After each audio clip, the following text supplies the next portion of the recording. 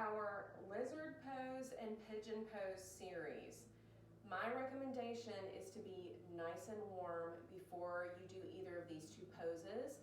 In a normal yoga class, you would have done a warm-up, you would have done some sun salutations, you may have done some warriors, and then you would get into these poses. You definitely don't want to go into these poses cold.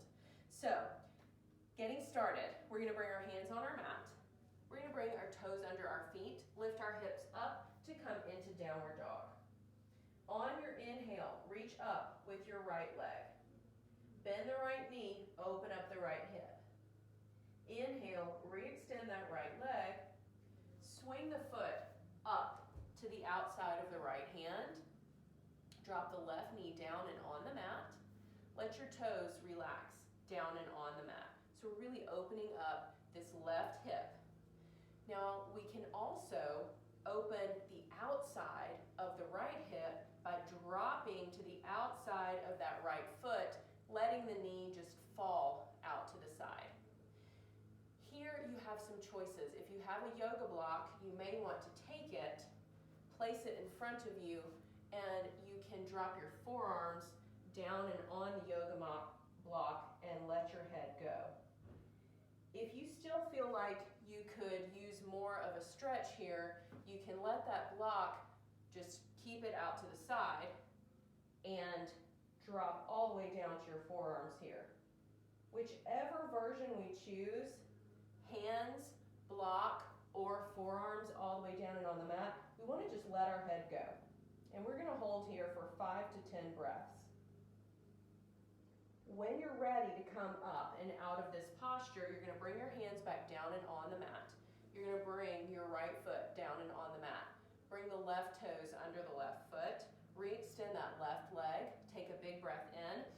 And then bring the right foot all the way back to meet the left to come into downward dog. And we'll go opposite side.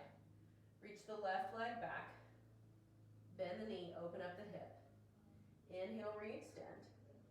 Exhale, swing the foot to the outside of the left hand. Drop that right knee down and on the mat. You can let the leg relax. We're going to let our left knee fall out to the side. Choices here, staying on the hands, moving to the block, or moving all the way to the floor. Let your head go.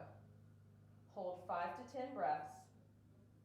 And then we're going to come up out of that by bringing our hands back down and on the mat. Bring our left foot back down and on the mat. Bring the right toes under the right foot. Press into the palms. Lift that right leg up. Swing the left foot back to meet the right in downward dog. Moving into pigeon. Inhale, reach up with the right leg. Bend the right knee, open up the hip. Inhale, re-extend. Exhale, swing the knee up and through the hands. Let the back leg relax down and on the mat. Squeeze your belly button in. Walk your hands in under your shoulders. Eyes look up.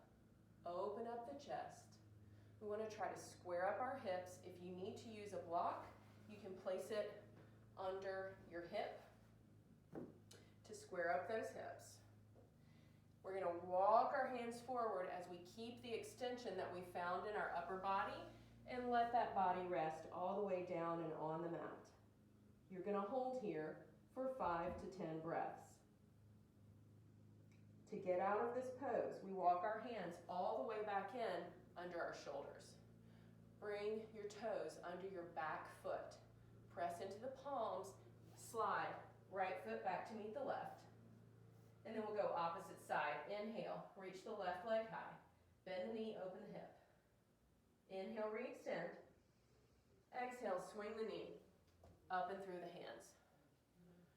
Let the back leg relax down. We want our leg as far forward as we can get it. Again, using that block under the hip if you need it. Walk the hands in under the shoulders. Create this extension in the upper body.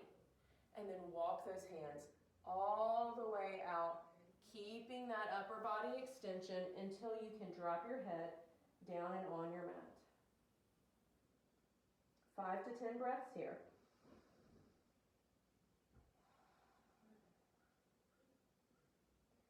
And you can walk your hands all the way back in under your shoulders.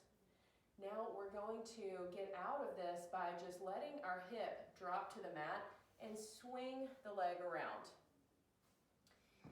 If pigeon, sleeping pigeon are too much for you, if they hurt your knees, if your hips are too tight, don't worry, you can still do this pose, and it's called reclined pigeon. I'm going to show you how that works now. So you would lay on your back on the mat, and we would cross one foot over the other. You're going to pull in and then press down gently on the knee of the leg that's up on the other leg. And then you would just switch. Ankle goes onto the quad. We're going to use our hand to support and then gentle pressure.